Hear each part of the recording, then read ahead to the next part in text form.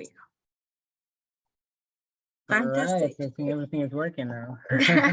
Yeah. So hello to everyone that is watching us today. Well, I'm Luz and David Caballero from Evolving Education, and we are working to democratize practices that empower children to take control of their learning and then their lives, because it's really related. So, and today we have with us Liberti, which is an amazing human, has done so many things that it's kind of completely crazy, and we will not. That's quite a presentation. It seems like you really read her bio. Yeah, which is, no, we were doing before this, and it's like, wow, you have really done a huge journey from kind of transforming your personal life and then connecting with so many teens and parents and families all around the world and creating experiential trips, experiential learning experiences for children. And that's something that we want to learn a lot more about. We know that recently you did a hero's journey experience or program for teens, and that would be awesome to know more as well. And a book that you just published recently, Saying Heard Understood, which is to help parents, I think, to move towards partnership parenting. So yeah, many things to talk about. So thank you very much, Lainey, for joining us today at Evolving Education webinars. And maybe we can start just by getting to know you a little bit better. And how did you arrive to World Schooling? Yikes. Wow, it just seems like, all of my personal stories, all the roads converge to a single point, and it's like I had no choice. But to back up a little bit, I guess our story starts in Los Angeles in 2008. In 2008, we had a major economy collapse in California. And at the time, I owned a branding agency that focused on serving green eco businesses and nonprofits. I'd worked, up until that point for almost 20 years, 18 years in advertising, marketing, branding, design. And the last 8 of those years, I owned my own agency, which specialized in, like I said, green eco companies and nonprofits.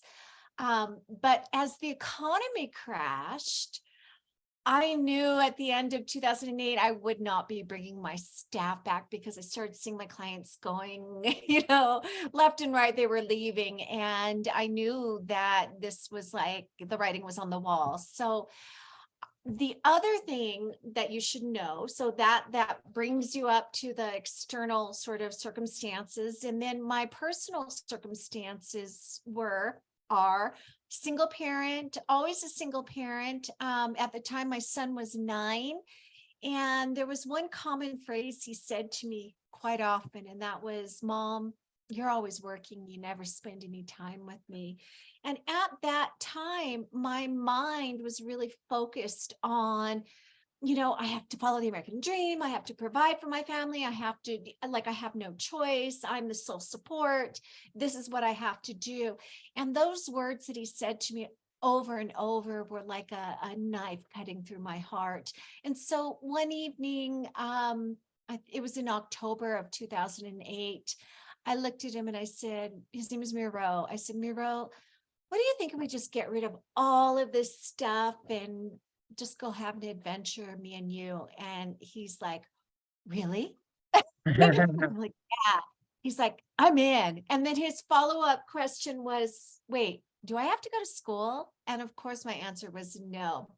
And I knew intuitively that if we took off on a trip, we were planning to travel for 1 year. I knew intuitively that 1 year of travel would be way more educational than 5th grade in public school in LA County District, So that's kind of how it all started. Of course, there's backstories with the mental health, tools and things like that, but I can get into that later. Oh, wow. And I think that lots of people are going to resonate with that, of wanting to have more time with their children and finding themselves a little bit trapped in kind of a way of living that we have never questioned before. And it's just like going to job and then finding someone to take care of your children until you come back. By the time you have no energy anymore to do things with them. Yeah, no, And I think completely. no, I was just gonna say, I think you tapped into sort of like that key thing in conventional culture. We're not encouraged to question anything. We're encouraged to go with the flow. So I think that's huge that you really just sort of tapped into that, right now, because the journey that we took, and this started in 2009 when we left, and I'm sorry to cut you off and I'll stop in just a second, but the journey that we took was really started off as a journey of questioning everything. And that was like, why do I have to go to school? Why do we have to live in one place? Why? And that helped us to really expand our worldview and recognize that the way that we had been living was very, very small. It was very single pointed. It was very oh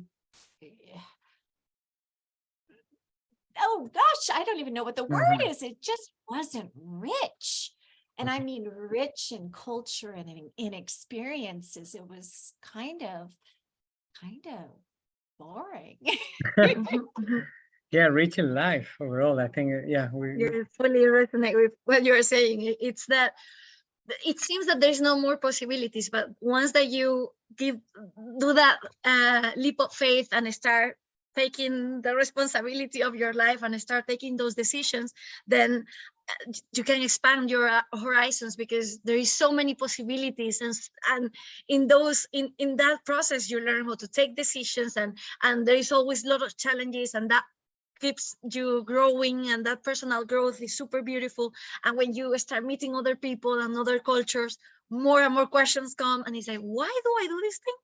So all those things start. It's like I guess that through traveling for me has been kind of a self-awareness process of, oh, I do this thing and I didn't realize why. So it's a fabulous journey to start that self-awareness process, that sometimes we just what you said, we just follow the flow, keep going without questioning, and then suddenly wait, what is happening?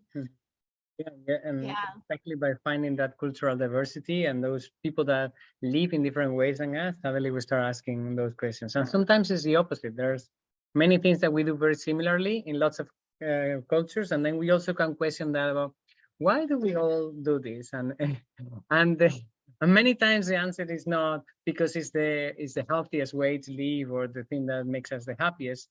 Many times it's just because we have just followed a dominant culture that is spreading around the world and it's not leaving much space for human diversity. So it's cool that we're talking today with you, that you have been experiencing and expressing different ways of living and bringing that to other people as well. So I would like to know a bit more about two ways in which you are doing that. One of them is world schooling, so families traveling with their children and youth, and another one is through learning journeys for teens, for families that maybe they are not traveling, maybe they live in a place, but their youth can, or their teens can go with you in one of those learning journeys. I would love to know a bit more about these two aspects. Sure. So, well, like I said, my son and I left in 2009, and that was like 14 years ago. We never went back. Our 1-year journey turned into, well, it's still going. My son, who was 9 at the time, is about ready to turn 24, which blows my mind. But what happened was about 3 years into our journey, Miro started expressing the desire to be in community. Now, what I learned about the teenage development and teenage brain was this is a point of their lives where they're starting to individuate, and social learning is a massive part of their developmental stage, and individuation starts to take place. And even though we were living a beautiful life, and we were both really thrilled with this kind of life and did not want to return to a conventional life, the desire for greater community still existed in both of us, but for the beginning, my focus was on serving him.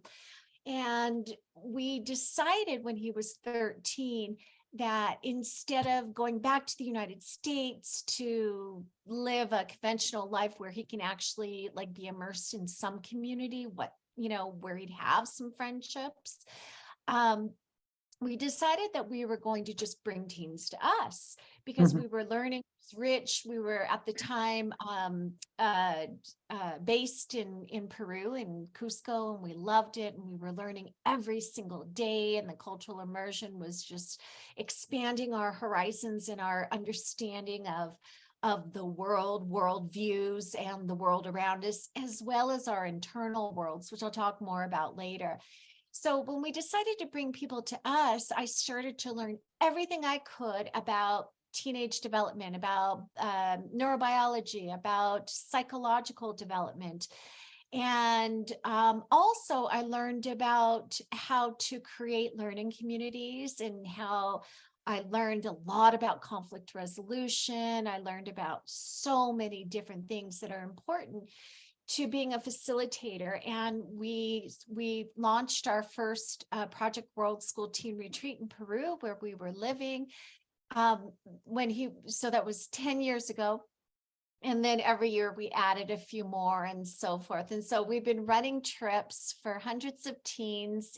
I think there must be between 20 and 30 trips that we've done over the past 10 years. And that means we've done, more than one each year, which is crazy. And the majority of our trips are month-long, but we do run intro trips too, which are 9 days. So the immersive learning became a huge part of what we are doing, because that's how we were learning. And because we were learning so effectively based on our natural curiosity and this immersive, ability, the experiential learning, the only thing that could have made the learning by my son and myself more deeper and richer and profound was to do it in community. And social learning is one of the factors of the adolescent brain. They're searching for these social connections, and one person adds one thing and they add on to it, and it becomes like you could see the learning, even though they weren't trying to learn. They were living life, and they were encouraged to observe and to share and give feedback and support and listen, all those different things. That was the one thing that was missing from just the two of us traveling. And when we added that element, our learning got deep and rich and really, really profound. And then a couple of years later, we added Project World School Family Summits, because families were going, well, you're doing this for teens, families want to do it too. And although I wasn't interested in facilitating family trips, I'm really just interested in working with teens. I wanted to create a summit or a gathering for families so they could plan their travels twice a year around coming together and creating this giant hub where we share information and give workshops and all the information for our 5-day summits. And we're about ready to launch our 10th one. All that information comes from within our community. So it's a learning community without a central, it's decentralized without a central leader. We're all part of it, which is the same way that we address learning in our teen learning communities. And it's all consensual based, and it's all about give and take. It's all about, expanding your worldview, and it's all about being vulnerable within a group. And so that learned experience, which we learned through travel, is really about trust and vulnerability and openness. So it's just rich. It's a wonderful life. And I feel so blessed to, be a part of so many people's journeys, both from the teen perspective and from the family perspective over the last 10 years. Oh, that's amazing. I'm really thrilled with the part of the community, because I think this once that I started getting to, well, I was working in an agile learning center here, and we have several training programs, and I didn't realize the importance of that, the diversity of the community, and how much you could learn by having those conversations. And like, because you can follow your own curiosity and understand other people, and just observe how different people behave in different situations. But once that you hear also what they are living and what they are going through and how do they feel, that was mind-blowing. It was like, wow, I was doing this thing, and I didn't realize what the other person was saying and how it was affecting him or her. So it was beautiful to grow together and to be able to have that safe space in which everybody could contribute. And the learning for me there, that was like, it expanded. It was like, wow, this is amazing. Those conversations when people feel vulnerable enough to open up and say what they feel, and the growth that you can see there is way better. It's craziness, it's super beautiful. It's the reflection processes. I think that many times that we travel, there's so much happening that is taking us outside of our comfort zone, that it's amazing to, after just a few hours outside exploring a new area, to come back to the community and then to reflect, to ask some open questions, so that we can really bring down the learnings, assimilate what we saw, about what we learned about ourselves as well, what made us feel uncomfortable, why was that, what's something that we would like to explore a bit more. I know there's a lot that can be drawn out of just a couple of hours in a new place where you don't know anything about the culture or so yeah, that's amazing. It's great that you created these opportunities for teens to also do this outside of their families, because I think that's the usual way in which many people might be thinking, oh, but they probably already go on holidays with their families, but doing it with another group of teens that they also don't know before arriving there, that's a double kind of shock and double learning. Yeah. It's really powerful. And over the last 10 years, I'm going to grab something, but over the last 10 years, let me grab this and I'm going to explain to you what it is. It's pretty amazing. It's just right here. Okay. It's super cool. It's so good. Super good. This is our magic bag, and I'm going to explain to you what this is. So what you were talking about with the integration and the reflection of the experiences that we just had, we developed a system where every evening we do circle, and circle is a time where we come and unpack the day, and we ask a couple of questions, and then Miro and I, my son and I, developed you could see this here. This is a deck of cards that we wrote. They're massive. And after we do our circle, the very last thing we do is pass around this bag, and people pick a card and they read it and answer it out loud.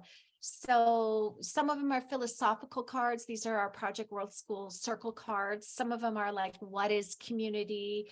Some are about worldviews, like what does cultural sensitivity mean to me? And then some of the questions are about the day that we just had. So sometimes people pick the same card, but the day is always different. So it's like, what challenging experience were you able to handle today that you thought you wouldn't be able to? So that's about the day. And then some of the questions are about worldviews, like how did people in our host country see the things that we did today through their cultural lens, and how was our view of it different? So it's really thought-provoking, and it really requires somebody to explore their inner worlds, which is part of the integration and deep learning. We know as people who travel offers us something new to see, experience, taste, glimmer, consider each and every day. And that can be an outside of your comfort zone experience. completely. So tapping into what's going on in our internal worlds, I was uncomfortable because I witnessed people eating frogs, or whatever the thing is. Why? What does that bring up in me? What do you think that means to the culture that we're visiting? How are these two cultural views on the same thing very different? Great. And now that we've explored that, we've talked about, we've gone inside and we've done self-inquiry and we've reflected, it helps us to integrate and to expand our worldviews. So next time we see somebody eating a frog or whatever the thing is, right? Next time we see that, we're not jumping to judgment, we're considering other perspectives. And that's how we create a more peaceful planet, in my opinion. Yeah, it's really breaking down mental barriers and making the physical barriers unnecessary. Exactly. Would be a So way this is my to- power deck. My power deck. Well, that I really like the part of of those questions, reflective questions, and yeah, what you said about when you create your own point of view, because with those questions you're triggering some stuff that is like, okay, why do I think this thing, and do I want to keep thinking about like that way, or is there other things that now I can consider? And so you start defining as a person more. You become more aligned. Also, you can decide who you want to be. And we have another question of what are the key challenges that are facing teens right now? That are facing teens? Teenagers. Yeah, Teens. because there's a lot about teens' personal developments. I guess that through these experiences, you must have heard lots of different stories and also some synergies about some common themes that are kind of facing youth at the moment. Maybe because of the way the world is evolving, or maybe just because of the adolescence and the way adolescents work. Well, I work with teens specifically, and I teach them tools for mental health. So that is my other job. So I got lots of things that I do. And I wrote a book about that. And one of the things that that's really important to look at are mental issues surrounding mental health. And the majority of issues surrounding mental health for teens specifically is an issue of belonging. And that's true across the board for anybody at any time. But since we're coming out of a pandemic, and whatever your views are on that doesn't matter. But what we do know is for 3 years, the world looks very, very different. And for teenagers, as I expressed earlier, we know developmentally they are wired to individuate. They are wired to step out and take more risks. They are wired to really connect with a friend group, whether it's positive or negative, that's a whole nother story. But those are some of the things that were taken away from them during these two really strict years. And this is the third year, moving into starting the fourth year. Is that true? Is that right? I hope not. I hope that we'll finish it here. But anyway, so looking at kind of a lost youth. We have a record number of teen suicides and drug overdoses and addictions. And a lot of that comes from a sense of not feeling like they belong anywhere. And there's a challenge right now when there is a collective trauma. Generally, people are not given the tools on how to actually interact and function and understand what it means to live through and recover from and integrate a trauma. And because people don't have tools, including the parents, the expectations of the parents are not really in alignment with what the teens are needing right now. And so one of the things that I'm really passionate about is Of course, my primary goal is to transform the lives of 1 million teenagers through powerful tools for mental health. That's my mission in this world. But the way that we can do that is by getting their parents on board to move into a space of more partnership with their teens so they can understand some of the mental health and mental wellness challenges. And it doesn't mean that you don't need these if your teen didn't struggle. It means that everybody on this planet needs to have these tools in order to understand what's happening in their internal worlds. And it's specifically, especially really important right now for parents of adolescents, because the collective trauma, this is something that we have to heal from. And the only way that we can integrate a trauma is by making sense of it and pulling it apart and looking at it and seeing what beliefs and what came out of the trauma, what the effects are on the teen. Also what the effects are on the adults and how we can come back together.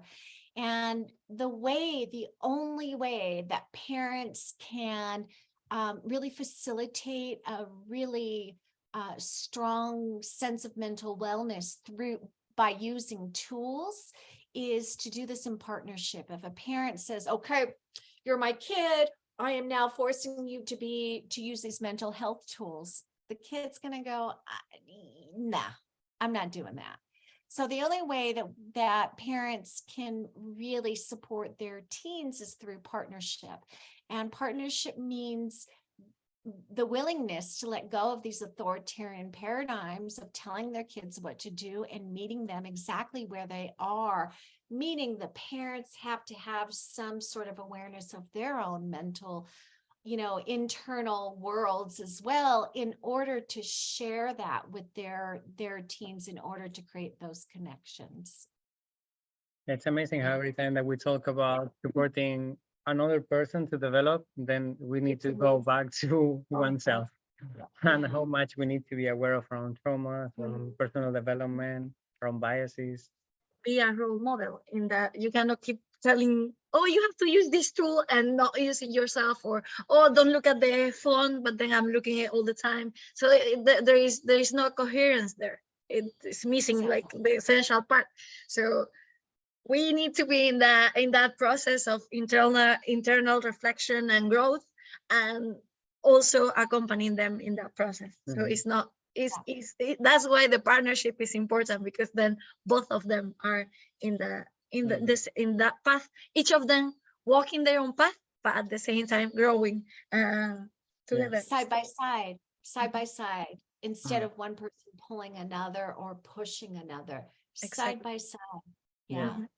And something that you mentioned in your book, Seeing, Heard, and Understood, is that parents need to be ready to do the uncomfortable work. What do you mean with that? Well, so, I mean, going back to what I just said, parents, in order to facilitate greater mental health in their teens, first of all, they have to understand what is happening in the teen brain, and through a psychological development, what stages their teens are actually in. And then in order to facilitate tools, they don't have to be get a degree in psychology. All they have to do is to be willing to do the work to look inside. And I provide a whole chapter of tools where they can do that. Everything from triggers, anxiety, fears, archetypes, shadow work, all this stuff. But in order to facilitate with their teens, they have to do the tools, work with the tools first. It's imperative that they work through the tools first, because to have the experience, the visceral experience of knowing what it looks like and seeing what comes up, that kind of self-discovery will help the connection. And it's a fragile time in a person's life. Adolescence is not easy in the best of times. It just simply isn't. This is a time, as I said, that they're pulling away from the family. in order to explore their identity, in order to try on new ways of being in the world, which is why travel is such a great tool and such a great gift to give them. But in order to say, okay, let's do this shadow work, this is what came up for me. And now I'm more aware of my patterns, because every time I'm sitting in judgment or I'm triggered, I'm recognizing this is my shadow, my inner child that needs to be healed.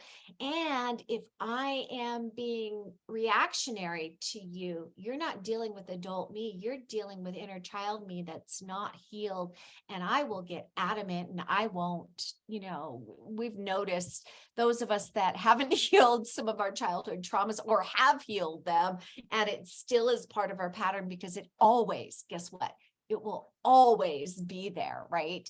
So recognizing the you that you bring to any relationship, that with your children, if you know that you get triggered because you grew up with a controlling parent and you're always, pulling away from somebody who's been controlling, or if you grew up and you never felt like you were seen, heard, or even understood, title of my book, and your teen ignores you, they come in and they walk past you and don't say anything, it's that inner child that's getting triggered, that reacts to that interaction. It's not about your teen, because developmentally your teen's not considering the way their actions make you feel, because they're not wired to. So understanding that it's not about you, and if you make it about you, that's your own work. So in order to facilitate the awareness of the inner worlds in your teen or in your children, you got to have that same awareness and knowledge. Yeah. Which I see how that's not something that happens from one day to the next. It's like a continuous development process. Yeah, they are those inner patterns that are so entrenching us, and also so hard to change. And at the same time, we haven't had many examples either of other people doing it in a different ways. Yeah. So when it's not so common to see or to encounter people that have done that personal work, and then the lack of examples make it more difficult to imitate, because there is not much or not many examples. The reason why parents need to do their own work is, if they don't, they're going to raise children that don't value their inner worlds. And if they do their inner work, and again, like the patterning, the traumas that we experience as children, both the big T's and the little T's, that stuff doesn't go away. The question is, am I going to be reactionary with my teen all the time? That's not going to bring us closer. I need to recognize that as a parent, my reactions are my triggers and my judgments and my expectations. They have nothing to do with the teen. If parents don't jump in and become aware and have the tools to understand their inner worlds, they're going to continue the pattern. And this is an invitation to heal generational traumas. This is an invitation to break patterns that are no longer working. And you could just wait till your child, grows up and grows out of your life, and so be it. They're on their own. And as adults, we are accountable for our own inner worlds. And so modeling that we're as parents taking those considerations seriously, that we're valuing and prioritizing our own mental wellness or inner worlds, will model to our children that it's safe to do that, that vulnerability and connection can happen in these safe spaces. And those are the kinds of relationships, adult relationships, we want our children to start cultivating, right? But they need to see that in their home first. Yeah, completely agree. Yeah. It also resonates a lot with me with the work that we have been doing researching about alternatives in education and different types of learning centers, and about how much of the development process for facilitators in agile learning centers in self-directed communities is not as much about tools, but about personal development and being aware of the way I communicate and what are my triggers, and when I need to give myself some time before intervening. Mhm. Just the fact of recognizing your emotions, and then trying to figure out which are the needs that are behind those emotions, and then find a way that you can satisfy those needs, but also together with the other person. That is so difficult. I mean, it can be said really simply. Just recognize your emotions. But that's like the first step. Like normally we are not able to name more than 10, and there is like 80 something. So being aware of our inner world is so complicated, and also is something that for some reason we haven't worked too much on that while we were at school. It has been something that has been left out of the development. We sometimes our schooling has focused so much on content, but not that emotional part, and what they call now soft skills, which we saw the other day, power skills. And it's like, Yeah, I like more power skills. Because they're really the leading ones. exactly. So those power skills, you need to be aware of your emotions. You need to develop self-control.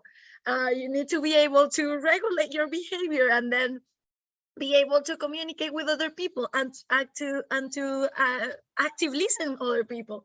So it's like, wow, something that seems so simple, but it's such an effort, because we haven't learned so much during our lives that I'm really passionate about that kids learn when we are role models of that, and then kids start absorbing all those things. It's gonna be way easier for them to keep doing it that way. At least when it was, Me too. I'm with you. Yeah. I mean, that is my passion. That's why I wrote my book. I mean, if I am going to help transform this world through teenagers, the only way I can do that is by having parents on board and taking the risk to look at themselves and see if there's conflict in their home, or there's something that's not in alignment. You as the parent have to start doing the work. And it's not to say that you're mentally ill, and it's not to say that you're mentally unwell either, or that something's wrong. It just means that you're doing self-improvement. And the more that you can unpack and pull apart, I'll tell you, I just discovered something about myself just a couple of days ago, and it blew me away. It was like, level after level after level after. I thought I knew everything I knew about this, but wow, I discovered something new, and it's now giving me, a new focus that I'm like, wow, that was my blind spot. I really need to look at this. I thought I healed stuff around this, but look how it's coming out here. Wow, that's me. That's not my partner, my child, or anybody else in my life. That's me and my responsibility. Ownership. It's because sometimes we don't even own our own emotions, which is like, what? How is that even possible? But it's that. Right? Yeah, it's like, oh no, it's you make me feel angry. No, you are angry. Right. So yeah. I think we're really aligned there, Lainey, in that vision. We also believe 100% that education is the key path to transform the world. And you're working towards empowering more teens to be aware of their capabilities and their emotions and their personal development. But we do it from the angle of how can we give the tools to educators to create learning environments where children can feel empowered and grow and become their best version. And because of this, I'm really curious, in your facilitation with the groups of teens that when you manage traveling and so on, if you could suggest us some tools, some practices, something that has really worked out well for you to help in that personal development. Sure. Well, like I said, every night we do a circle, and the reflection is super important. And two of the questions that we ask start how they start to initiate self-inquiry. And every single person in our circle, we ask them to share one thing that worked for them today. And notice, I'm not saying, what did somebody else do to make them feel good? What worked for them? And then the language of, well, that, this thing that we did worked for me. Why did it work? Well, because it was joyful. I mean, there's something as simple as that. It's because they can then connect an emotional response to the experience. And then the follow-up, and once everybody shares what worked, like it's usually really surprising what worked. Well, it could be the activity we did, and then the why, right? Why did that work? And that helps them to go a little bit deeper, self-inquiry. And then the follow-up question, okay, everybody share what didn't work. Not what did somebody do to piss you off, but what didn't work. And sometimes we discover things that are really hidden, like, well, what didn't work was we were doing that activity. Well, why didn't it work? Well, because nobody smiled at me or nobody listened to me when I tried to talk. And that is the thing that's really vulnerable, right? It's not that you did this, it's that I felt this way. And the connection to our judgment and the experience and the emotional sort of anchoring that we have to that is revealing. It's really revealing. So those are two really simple questions that you could do in any age group that starts to prime people for self-inquiry. And the second thing is, before any of our trips start, we sit down, we do our agreements, and we talk about a couple of things that are really important. And I know I sent you guys a copy of my book. Yes, I think I did. I know, yeah. Oh, I gotta do that. Oh my God. I'll send you guys a copy of my We're even in the same country. I know. Anyway, so one of the things that we talk about is, I'm looking to see, yeah, I mean, I could write it on. Do you want me to bring it up on the board? Really simple? Yes. Yes. Easy. Let me see here. I need to, like, I'm really big with tools. Unfortunately, my board is not clean. But one of the things that's super important is creating language around the experience, right? So if we have a clearly defined, agreed upon way of discussing some of our own experiences that's common, we know what we're talking about. And so and we just assume that everybody knows the same thing, but they don't. And we hear within the common vernacular all the time, you're either inside your comfort zone or you're outside of it, right? We're going to give it a different language because it's a little more descriptive and it helps us to understand. And this is a tool that I give to all of the teens that I work with. And we talk about, so I have them understand that it's kind of like a bullseye, right? In the very, very center, we talk about the comfort zone.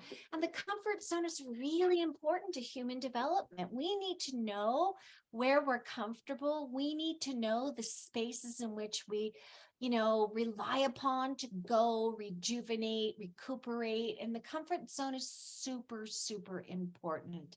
But instead of we're in our comfort zone or we're not in our comfort zone, we're going to actually define it a little clearer so we've got a better idea. And that way too, we can readjust our experience through our understanding of a new paradigm. So there's a ring right outside of the comfort zone.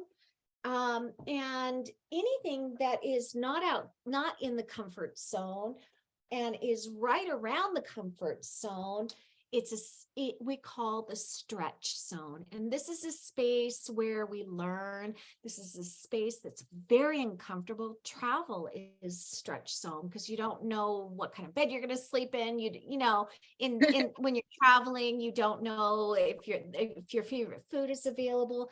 You don't know if there are things like mosquitoes or things that make you uncomfortable, right? We know that we have defined what's in our comfort zone, and each person that goes on one of our trips has to define what their space, their own self-care is, and how they're going to bring their comfort zone, even if it's in their own bedroom, to the trip. So is it headphones or laying in a hammock and reading a book? Is it their music?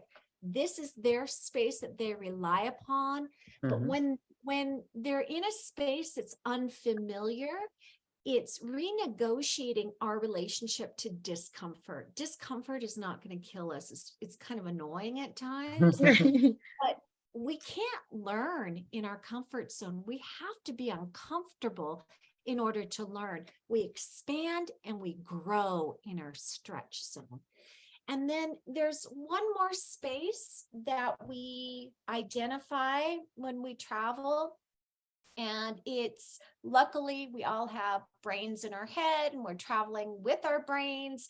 And there's a part of the brain called the amygdala that does its job to keep us safe. It's the oldest part of the brain, you know, in human development. And its primary goal is to help us survive. And so when that activates, we go into fight, flight, freeze, or fawn response.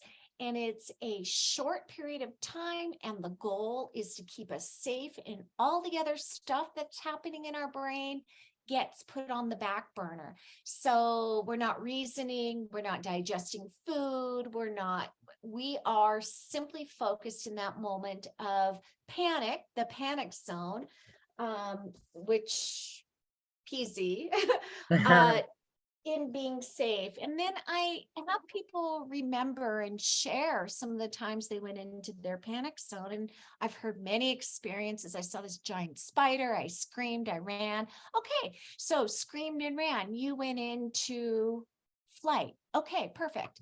Right. But did that last like for months? Did you run for months? No, I just got into safety.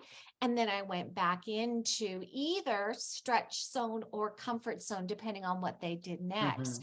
So identifying our relationship to discomfort is the first thing.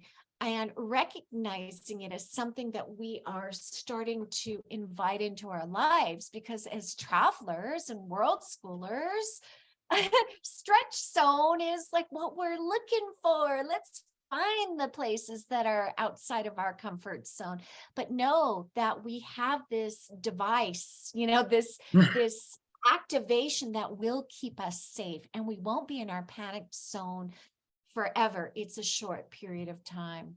And when I work with teens, when we're negotiating and understanding and pulling apart tools for greater mental health, teens that are experiencing heightened levels of anxiety tend to have the amygdala activated more so than it's designed to. So we start looking at ways to re-regulate the nervous system. And so all of this stuff works together, but understanding the mechanism of who we are is the first part of understanding that we can, in fact, rewrite our patterns of thinking. And, you know, working with teens that have anxiety, it's a little more than just showing them a diagram, but it's really pulling apart. And this is at the foundation, right? So let's work to get our amygdala back to a non-activated state. How do we re-regulate our nervous system, which is the body that, you know, we are living in a body, so we need to really incorporate the body into all of this. And how do we renegotiate discomfort as something, right? We're reframing it How do we renegotiate our relationship to discomfort? And travel gives us that beautiful opportunity to have all those experiences, because experiential learning is how we learn the best, right? Mhm. Hope Awesome. I that think helps. explaining perfectly. Yeah, absolutely. And I think having that language also changed a lot our relationship with fear, with anxiety, with many of these feelings that make us feel a little bit uncomfortable, but not necessarily a reason to step out of a situation that can be an amazing learning opportunity, or it's something that actually we're looking forward to. Just that not everything happened exactly as we imagined, because nothing ever happened that way in life. So it's good to be ready for some level of stretch, challenge in our lives. Yeah. Yeah, and recognizing those spaces and asking those questions, I think that are essential to keep cook to move from that comfort zone towards the stretch zone and vice versa also. Yeah. I also love that part of defining what's your comfort zone, because I don't think that's something we do very consciously. Just being aware that, oh, I'm a person that I need some time by myself, just in the bed, reading. And as far as I can have that once in a while, I'm stable and I'm able to go outside my comfort zone, in my stretch zone, because I know I can go back to that other space. So just having identified that whatever it is, listening to music, it's another very common one, I'm sure, for many people. And I would love to hear some stories from the recent hero's journey that you did with teens in Mexico. I don't know how that went, and because it's something that we also use in the way to communicate, right? Also, we're making a documentary film, so we look a lot into the hero's journey, about how to build a story, you know, that going up and down, learning about different mentors, and you know, just an amazing description of a life and a story that Campbell made, and that it's used in so many scenarios. So I'm really curious about how you use that for personal development. Well, the hero's journey is the beautiful platform to use, or outline, I guess, to use. And if you understand the hero's journey, you break it into pieces, you know, getting called for the journey, and finding your mentor, and then facing your, we call it dragons, you know, or some people call it demons or whatever, and really designing, understanding the whole. I do this because it's a circle, right? The hero's journey, start in this one place and you go and you return home eventually, but you return home changed. And we utilize many different forms of um, uh, investigation in inquiry. We use personal narrative storytelling. We use mask making. We use like drawing and map making. We use theater. We use improv. We use what was the other one? Dance, movement. So all of this stuff is a part of it. And one of the things that you know, it's a lot of fun. Everybody has to define who their hero is, and they create the story around themselves as the archetype. And then we use archetypes to say which mask are we going to, what the mask of the archetype are we going to use as our power? Which mask of the archetype mask, are we going to use in order to get through this? And we have all of these wonderful tools at our disposal. And once, we do things like, one of our staff members, we have this wonderful, it's a dragon onesie.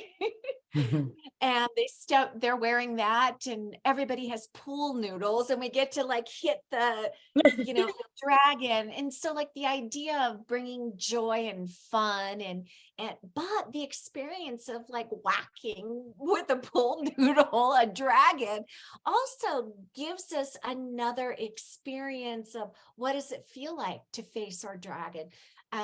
Granted, the pool noodle, we're not hurting the person who's in the dragon costume, but there's something that comes out of this sort of fake battle that you couldn't get from just imagining being in battle and facing your dragon. So every part of ourselves, our body, our heart, our creativity, our mind, all of it goes into this storytelling. And because we use the hero's journey, very intentionally, and the goal is to return home with a new message and as a changed person, the commitment to doing that and going through the process is massive. The stories are wonderful, and of course they're allegories of their own personal inner worlds. It's just a wonderful process. I think I might have to do it for adults too, because adults need it as well. But my joy is working with teens. But it's a powerful 9 days, and everybody that's there is just like connected, because you can't help it. Wow. Absolutely. Yeah, I think any of these experiences that you have described, I think for any age, they're enriching. I mean, things are in a particular moment where they can learn so much and about themselves as well, and the path that they want to take. For any adults, having one of those circles after a day traveling in a new place or having to define what's their dragon, all of it. Just play. We forget how important is play in our lives, and keep the joy and the laugh. That breaking up the patterns, everything that break up the patterns is normally exciting and put us in that stress zone, and then we keep learning, and then I think it's beautiful. I totally agree. And I was just recently asked by somebody on another podcast, one word to describe you, what would it be? And I knew immediately it was disruptor. Yeah. Disrupt patterns, disrupt the status quo, disrupt what people think I should be doing. Let's disrupt everything. Yeah. Sounds fantastic. I like that idea pretty much. I keep asking weird questions so people have some triggers in their lives and they start doing something different. Starting with oneself. Starting with oneself. That's step number one. Yeah. And just to finish, Lainey, let's remind everyone what the next dates to spend some time with you and with the World Schooling community, because it's coming very soon in Veracruz, right? Yeah. So our Project World School Family Summit is coming up in March. This is going to be the 10th summit that we've produced for hundreds of families in different places around the world. And I have announced officially it will be the last one. It's last not because they're terrible, but because 10. And I really am getting very laser focused as to what my passions and my purpose are here on this planet. And as much as I love, supporting families, I'm really going to focus my time on the mental wellness portion and really working with teens. I will work with families in a more general capacity, and that's by helping families step into greater partnership, because I told you my mission is to transform 1 million teens' lives, and that's huge. And I can't do it unless I'm 100% committed. So this will be the last family summit. And I'm hoping somebody else will start a new one, and they're great. And I've got beautiful memories, but I want to make this the biggest and the best. So join us. It's going to be in Veracruz at a water park. It is an incredibly fun water park. And you owe it to yourself to come if you're thinking about world schooling, if you're thinking about learning from other families and connecting and creating your tribe, your community of families. And for your children, it's so important to normalize this lifestyle for them. And they get to hang out all week, 5 full days with other world schoolers. And I promise you, nobody leaves without making new friends. And it's just a powerful experience. So that's going to happen March 6th through the 10th in Veracruz. Immediately following, we have a teen retreat, and that is going to happen in Jalapa, which is about an hour and a half from Veracruz. And that happens from the 13th through the 21st. And that's for teenagers ages 12 to about the oldest that we have registered already is a 19-year-old girl who's an unschooler, and multi-age learning for her is no big deal. So there's older and younger teens. But it's one of our shorter trips, and it's going to be a wonderful trip. We have another Hero's Journey coming up in May here in Guanajuato, Mexico.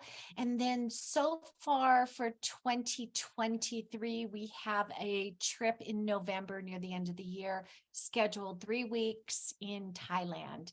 We may try to fit in another trip somewhere in the summer, but that we haven't decided yet. But, Wow, so that's what we a have full going schedule. on. Yeah. Wow. And then I've got a bunch of online stuff happening. I have parenting courses through my company called Partnership Parenting, and the Partnership Parenting Movement. So that is happening.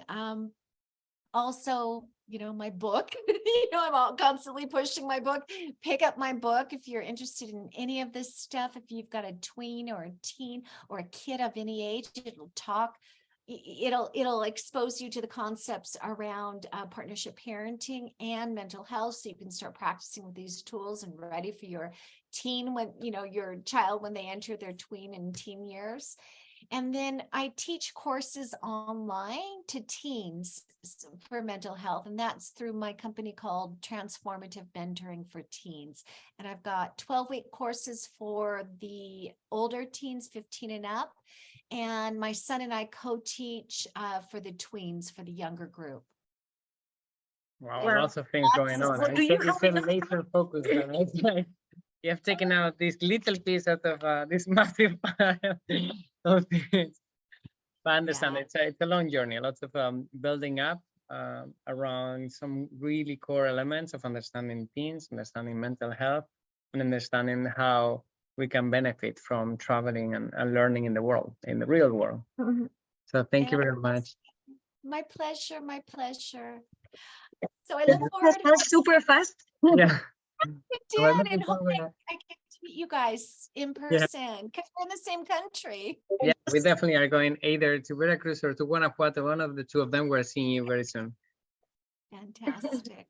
Yeah. All right. Thank you very so much. much. Big hug. Have a nice night. You too.